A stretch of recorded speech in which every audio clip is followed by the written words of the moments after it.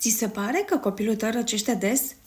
Febră, tuse, nas scurgător sau înfundat, nopți nedormite și din nou antibiotice sau siropuri pline de zahăr? Dar te-ai întrebat vreodată de ce imunitatea lui cedează atât de des? Adevărul e că un copil care răcește des nu are doar imunitatea slăbită. De multe ori în spate se ascund paraziții intestinali, care consumă nutrienții, slăbesc intestinul și lasă corpul vulnerabil. Imaginează-ți copilul cu energie, cu imunitate puternică și mai puține răceli. Imaginează-ți liniștea că ai alternative naturale care chiar funcționează. Ce poți face?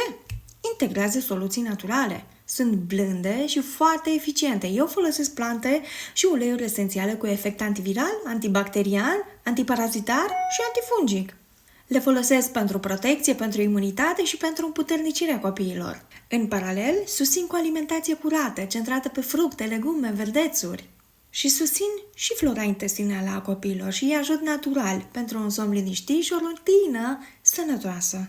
Și pentru că imunitatea copilului începe din intestin, organizez un program ghidat de deparazitare naturală, unde poți primi informații clare, pași simpli și soluții practice. Așa că scrie-mi dacă vrei detalii.